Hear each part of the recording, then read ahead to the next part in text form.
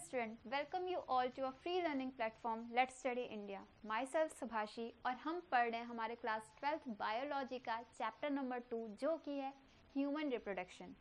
पिछले कुछ जो लेक्चर्स थे उसमें हमने बेसिकली बात कर ली थी किस किस टॉपिक्स को, male reproductive part, female reproductive part, उनके स्ट्रक्चर और फंक्शन। साथ ही हमने बात की थी गैमेटोजेनेसिस में जिसमें आ रहा था स्पर्मेटोजेनेसिस और oogenesis। इसके बाद बेसिकली हमने बात की थी मेंस्ट्रुअल साइकिल। बेसिकली आपका जो भी कौन कौन से हार्मोन उनमें इन्वॉल्व हो रहे हैं, उनका किस टाइम पे वो पीक पे है, किस टाइम पे वो डिक्लाइन है, ये सारी हमने बात करके रखी है। साथ में फर्टिलाइजेशन कैसे हुआ, एम्ब्रियो का डेवलपमेंट कैसे कैसे होता जा रहा था, ये पिछले लेक्चर में हमने देखा था। आज हम पढ़ेंगे सेक्स डिटर्मिनेशन, उसके अलावा पार्चुराइजेशन, कैसे एम्ब्रियो के जो 9th मंथ का गैस्टेशन पीरियड है इनमें कैसे एम्ब्रियो के कौन कौन से पार्ट किस किस टाइम पे बनते हैं। ठीक है, तो स्टार्ट करते हैं। हमारा टॉपिक जो है ह्यूमन रिप्रोडक्शन और बेसिकली हम बात करेंगे पहले सेक्स डिटर्मिनेशन। अब ये टॉपिक जो है कहीं ना कहीं ये तो हमें पता है, मेल है तो एक्स और वाई क्रोमोसोम होंगे, फीमेल होती है तो एक्स और एक्स क्रोमोसोम होते हैं। लेकिन जो मेन चीज़ है वो क्या है कि हमारी जो बॉडी है वो डिप्लॉयड है, लेकिन हमारे जो गैमेट्स हैं वो हैप्लॉयड कंडीशन में प्रेजेंट है। मतलब फीमेल की बॉडी में तो एक्स एक्स है तो basically X chromosome as a haploid form होगा, और मेल की बॉडी में इनके स्पर्म में या तो एक्स रह सकता है या तो वाई, कोई एक ही रहेगा, दोनों साथ में कभी नहीं रहेंगे। ठीक है, बेबी का सेक्स कब डिसाइड होता है? फर्टिलाइजेशन के टाइम और इन द जाइगोटिक फॉर्म। ठीक, इनके अलावा sex is determined by sex chromosome. हमारी बॉडी में कितने तरह के क्रोमोसोम होते हैं? 23 पेयर में 22 जो होते हैं वो ऑटोसोम्स होते हैं और 1 पेयर जो होता है वो क्या होता है? Sex chromosome. Sex chromosome of female पता है एक्स एक्स होता है और मेल का एक्स वाई होता है। ऑल फीमेल गैमेट्स जिनको हम कहते हैं क्या? ओवा, इनके अंदर 22 ऑटोसोम्स होंगे, लेकिन सिर्फ 1, ये याद रखना है, सिर्फ एक एक्स क्रोमोसोम, एक्स एक्स नहीं, सिर्फ एक एक्स पाया जाएगा। ठीक, मेल जो होते हैं वो गैमेट्स, बेसिकली मेल गैमेट्स क्या है? स्पर्म, इनके भी साथ सेम कंडीशन 22 ऑटोसोम्स होंगे, लेकिन या तो एक्स क्रोमोसोम होगा या तो वाई क्रोमोसोम होगा, बट आइदर एक्स क्रोमोसोम और वाई क्रोमोसोम। अब ये जब फर्टिलाइजेशन होगा तो अगर बॉडी क्या है फीमेल की, एक्स और एक्स थी, और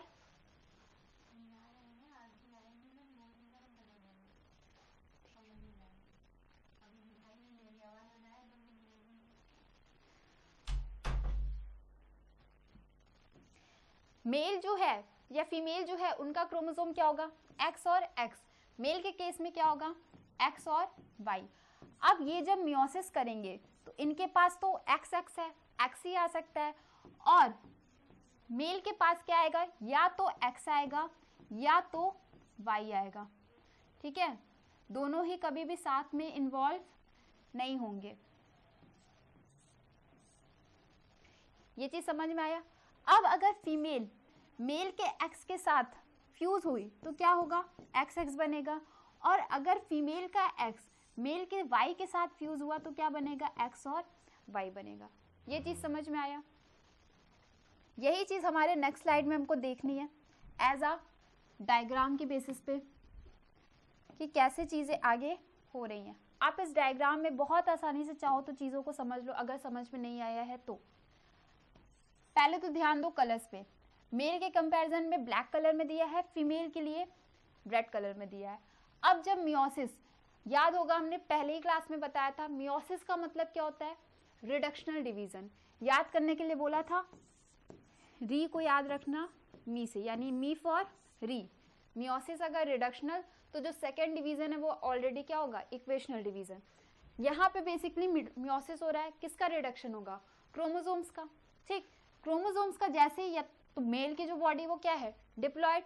अब जैसे ही क्रोमोसोम नंबर सेग्रीगेट करेंगे, अलग अलग होंगे, तो क्या बनेगा? रिडक्शन होगा। वाई और एक्स, फीमेल की भी साथ सेम कंडीशन होगी, एक्स और एक्स। यहाँ पे हैप्लॉयड कंडीशन थी, ये फीमेल की बॉडी डिप्लॉयड कंडीशन में थी। अब क्या होगा, अगर मेल का वाई क्रोमोसोम और फीमेल का एक्स क्रोमोसोम, कलर का याद रखना, एक्स जो है यहाँ पे फीमेल के सेंस में रेड कलर में है और मेल के सेंस में वाई कलर में है, ठीक है, सॉरी वाई नहीं, वाई जो है वो ब्लैक कलर में है। तो बेसिकली मेल का वाई और फीमेल का एक्स, जो बेबी बनेगा वो क्या बनेगा, मेल। और अगर फीमेल का एक्स रेड कलर में और मेल का एक्स जो कि ब्लैक कलर में, तो क्या बनेगा, एक्स एक्स यानी फीमेल। ये होती है क्या, कैसे आपके डिप्लॉयड बॉडी में हैप्लॉयड क्रोमोसोम अलग अलग हुए, उसके बाद कैसे फ्यूजन हो रहा है।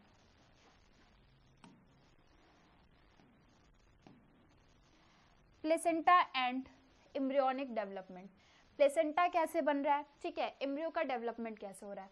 तो प्लेसेंटा में सबसे पहले आपको ये ध्यान देना है क्या, chronic villi. Chronic villi, villi कहीं भी आया, विलाई का मतलब ये क्या, finger like projection. Finger like projection है, कहाँ पे प्रेजेंट है, ट्रोफोब्लास्ट। याद होगा ट्रोफोब्लास्ट हमने लास्ट क्लास में बेसिकली बात की थी कि ब्लास्टोसिस्ट जो होते हैं उनको जो पेरिफेरी में सेल होते हैं वो क्या होते हैं, ट्रोफोब्लास्ट, और वही किस पे अटैच होते हैं, यूटेराइन वॉल पे। लेकिन जो आपके इनर सेल मास होते हैं, यानी ट्रोफोब्लास्ट तो पेरिफेरी में था, अंदर की तरफ क्या होंगे, इनर सेल मास। बेसिकली यही रिस्पॉन्सिबल होते हैं डिफरेंट ऑर्गन के फॉर्मेशन के लिए। Villi is surrounded by maternal blood and uterine tissue.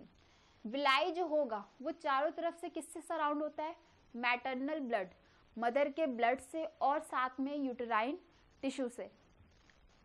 Placenta, it is the structural and functional unit between foetus and maternal body. Mother और बॉडी को कौन आपस में कनेक्ट करके रखता है, प्लेसेंटा, ठीक।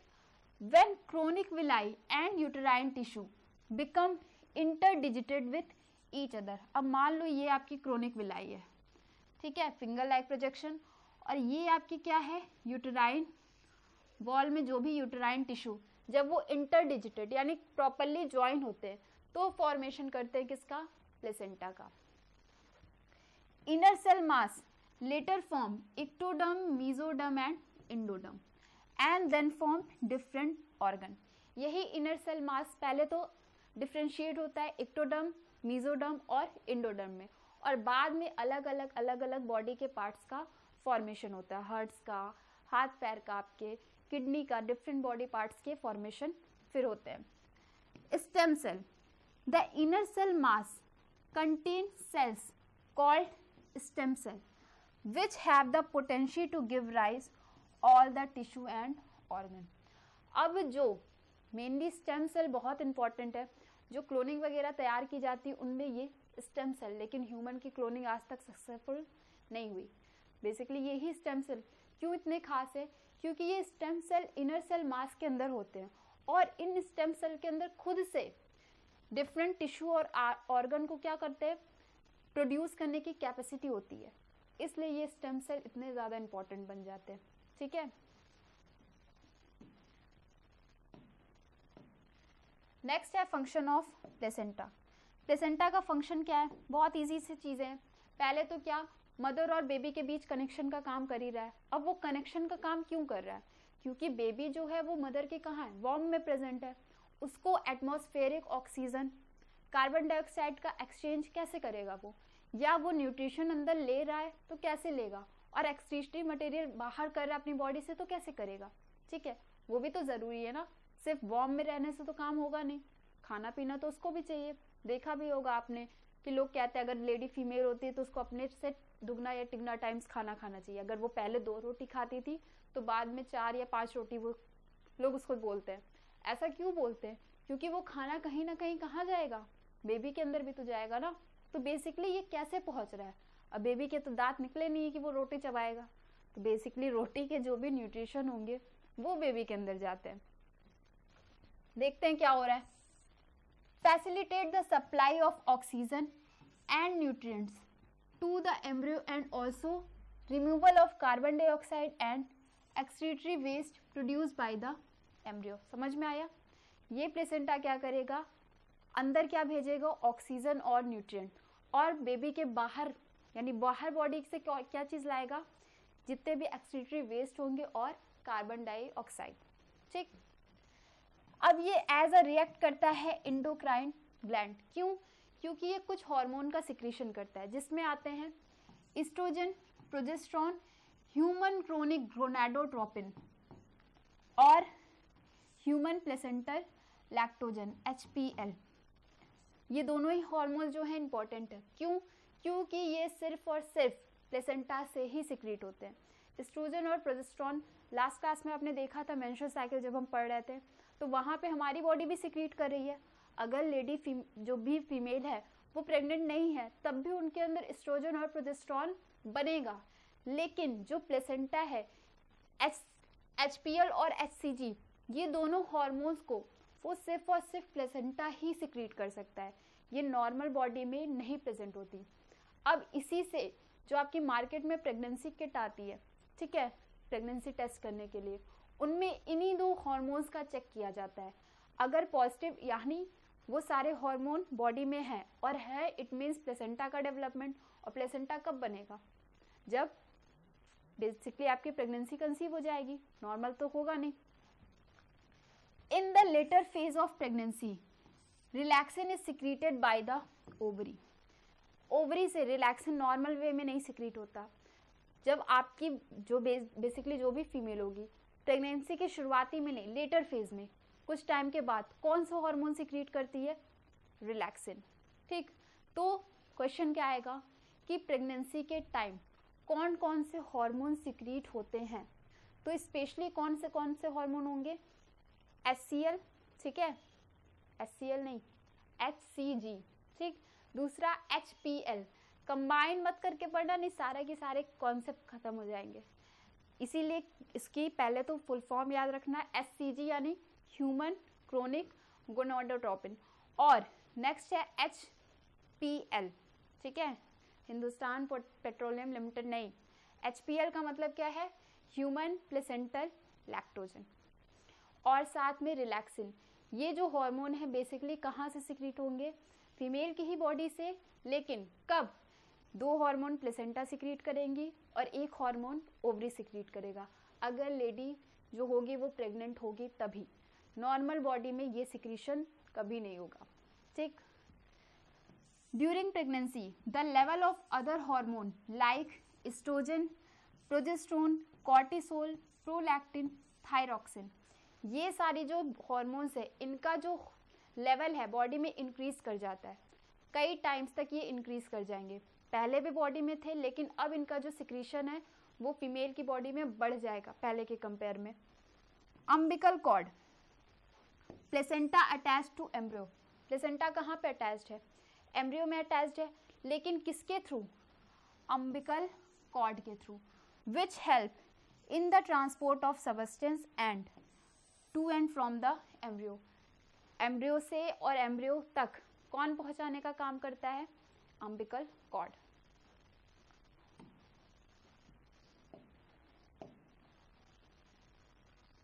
ये बेसिकली एनसीईआरटी के ही डायग्राम है।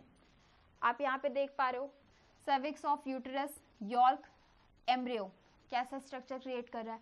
इसके अलावा प्लेसेंटल विलाई जो था वो मेन था, क्रोनिक विलाई जो आपने पढ़ी अभी, ठीक है, वही बोल रहा है प्लेसेंटल विलाई। और ये एम्ब्रियो पे किसमें अटैच्ड है? Umbilical cord. दिख रहा है आपको? ठीक। ये सारी चीज़ें कि एनसीईआरटी का ही डायग्राम है, लेकिन एनसीईआरटी का है इसलिए कहीं ना कहीं ये इंपॉर्टेंट ज़्यादा हो जा रहा है।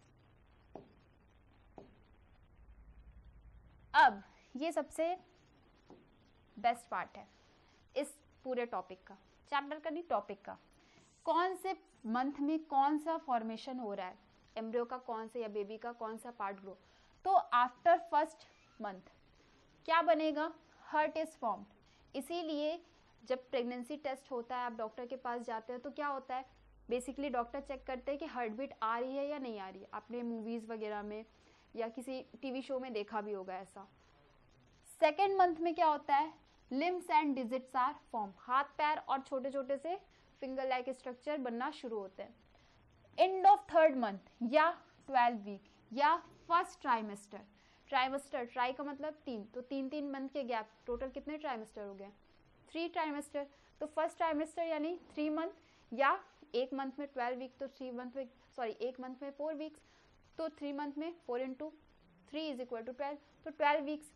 Major organ system limbs and external genitalia is formed. Baby का जो सेक्स कब बनता है, वो आपके एंड ऑफ 3rd मंथ, ठीक है, तीसरे मंथ के लास्ट तक बेबी का सेक्स पता चल जाता है, मेल है या फीमेल। ये बना तो जाइगोटिक फॉर्म में ही था, लेकिन डॉक्टर की नज़र में कब आएगा, जब वो तीसरे मंथ के एंडिंग में होगा।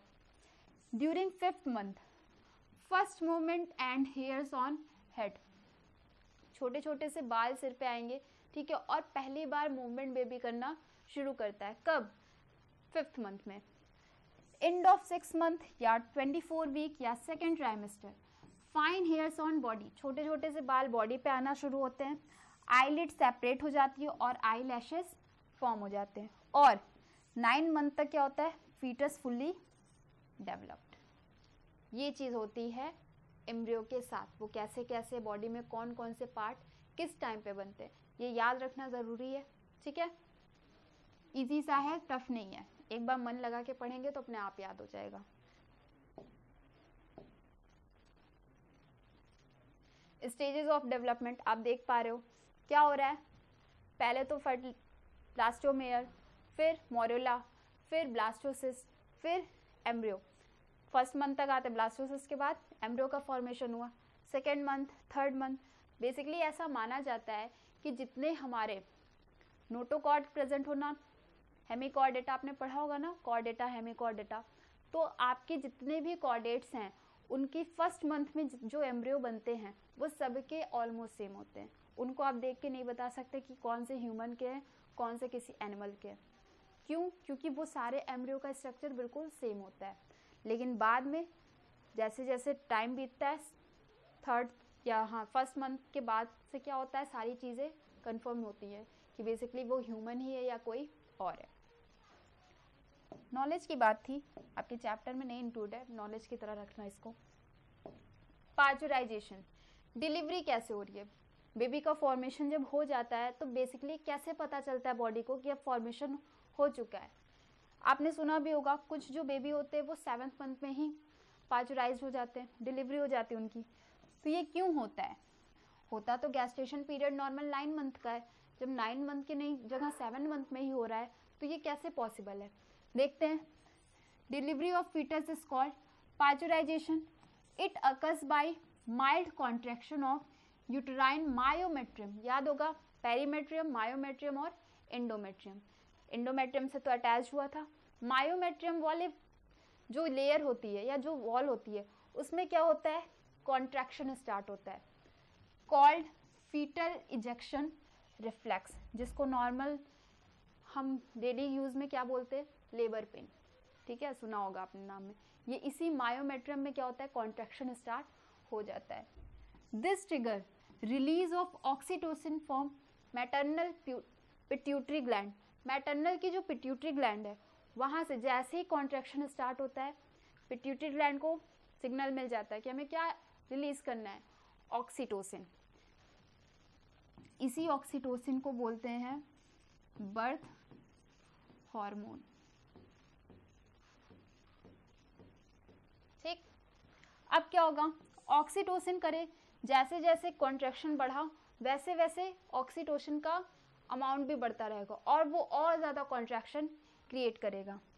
This simultaneously reflex between uterine contraction and oxytocin secretion resulting in stronger and stronger contraction which leads to the expulsion of baby through the birth canal.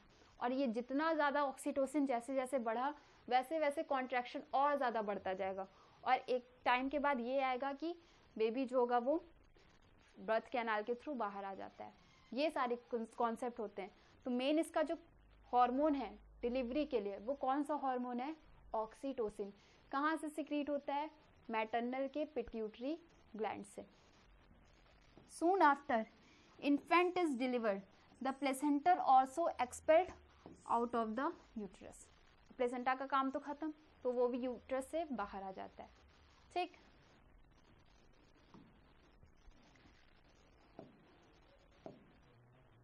Lactation.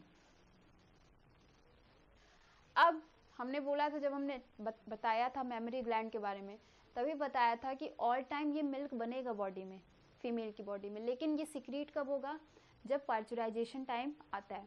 तो क्या होगा, mammary gland male undergo differentiation, ठीक है। अब जो memory gland है female का, वो क्या होगा, डिफ्रेंशिएटेड होगा और करेगा milk toward the end of pregnancy.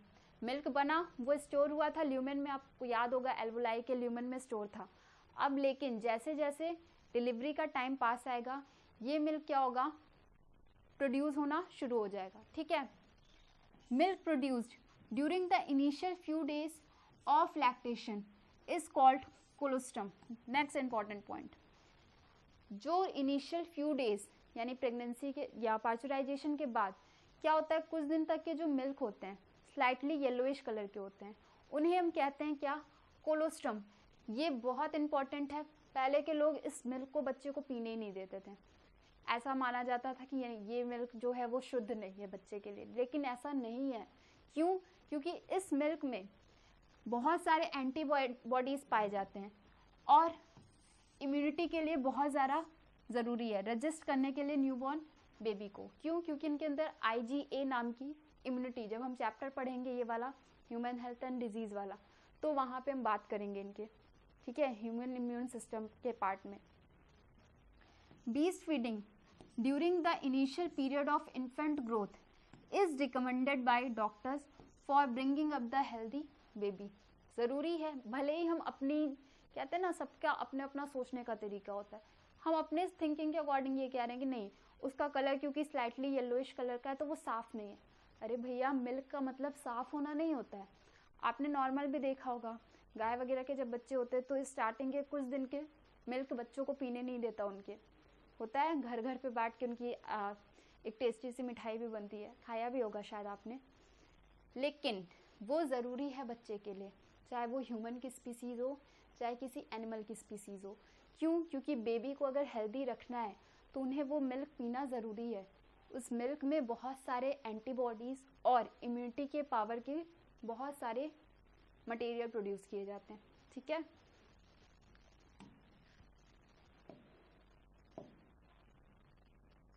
इसी के साथ हमारा जो चैप्टर है वो फिनिश होता है, लेकिन चैप्टर फिनिश हुआ है, आपके अभी जो पढ़ने का तरीका है वो सेम। हम बात करेंगे कुछ इंपॉर्टेंट क्वेश्चन की जो आपके कहीं ना कहीं प्रीवियस ईयर में पूछे गए हैं। इनमें जो पहला क्वेश्चन है, list the following events observe in human reproduction in the chronological order. Order में इसको बताना है, ठीक है। Fertilisation, gametogenesis, insemination, gestation, parturition और इम्प्लांटेशन। तो पहले क्या बनेगा, पहले तो गैमेट्स का फॉर्मेशन होगा, गैमेट्स के फॉर्मेशन के बाद इंसेमिनेशन होगा, ट्रांसफर ऑफ स्पर्म, देन क्या होगा, फर्टिलाइजेशन, ठीक है। फर्टिलाइजेशन के बाद क्या होगा, इम्प्लांटेशन, इम्प्लांटेशन के बाद क्या होगा, गैस्टेशन पीरियड, ठीक है। और गैस्टेशन पीरियड कंप्लीट होने के बाद क्या होगा, पार्चुराइजेशन। ये है करेक्ट ऑर्डर, ठीक। बढ़ते हैं नेक्स्ट पे। What is the reason for the absence of menstrual cycle during conception or pregnancy? क्या रीज़न है कि मेंस्ट्रुअल साइकिल स्टॉप हो जाती है प्रेगनेंसी के टाइम? तो रीज़न बहुत सिंपल है, प्रोजेस्टेरॉन कंटिन्यू बॉडी में सिक्रीट होता रहता है, तो कार्पस ल्यूटियम क्या होता है, रप्चर नहीं होता, जिसके वजह से प्रेगनेंसी कंटिन्यू रह पाती है। प्रोजेस्टेरॉन तो मेन था ना, जब कार्पस ल्यूटियम जो था वो क्या सिक्रीट कर रहा था, प्रोजेस्टेरॉन। तो बेसिकली उनके सिक्रीशन से वो एंडोमेट्रियम वॉल को रप्चर होने ही नहीं दे रहा था, रीज़न सिर्फ ये है, ठीक है। प्रोजेस्टेरॉन क्या कर रहा था, एंडोमेट्रियम वॉल को प्रोटेक्ट करके रख रहा था, शेडिंग होने से उनकी बच रहा था। नेक्स्ट है, name the hormone crucial in पार्चुराइजेशन, does the पार्चुराइजेशन signal originated from mother और द फीटस। बहुत इंपॉर्टेंट क्वेश्चन है, अभी हमने जस्ट पढ़ा है, कौन सा हार्मोन है, ऑक्सीटोसिन। कहाँ से सिक्रीट हो रहा है, मदर के पिट्यूटरी ग्लैंड से। तो बेसिकली आपके जो भी जब पता चल जाता है गैस्टेशन पीरियड कंप्लीट होने वाला रहता है, तो किसको पता चलता है? मदर के यूटेराइन वॉल में कंट्रैक्शन क्रिएट होता है, जिससे तुरंत पिट्यूटरी ग्लैंड तक सिग्नल जाता है कि क्या रिलीज करना है, ऑक्सीटोसिन नाम का hormone. Signal originated from the mother और द फीटस। कहाँ ये सिग्नल ओरिजिनेट हो रहा है? मदर की बॉडी से, लेकिन साथ में फीटस का भी प्लेसेंटल इन्वॉल्व होता है, ठीक है। वो भी मूवमेंट करना, जब फीटस होता है वो मूवमेंट स्टार्ट कर देता है, जिसकी वजह से मायोमेट्रियम जो वॉल होती है वो क्या होने लगती है, कॉन्ट्रैक्ट करना शुरू कर देती है।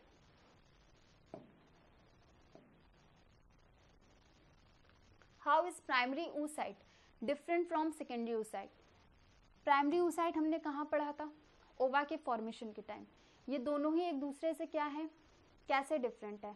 तो पहले केसेस में क्रोमोसोम नंबर क्या है, 46 प्राइमरी oocyte में, और दूसरे केस में सेकेंडरी oocyte में 23 है।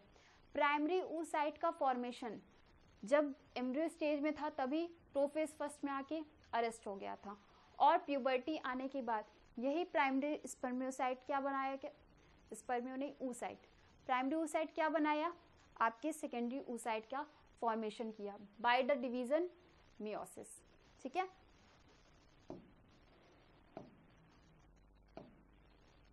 What is the significance of LH surge through the menstrual cycle? LH surge का significance रोल क्या है? LH surge होने की वजह से क्या हो रहा था, ग्राफियन फॉलिकल रप्चर हो रही थी और रिलीज क्या हो रहा था, ओवा, ठीक है। तो रप्चर ऑफ ग्राफियन फॉलिकल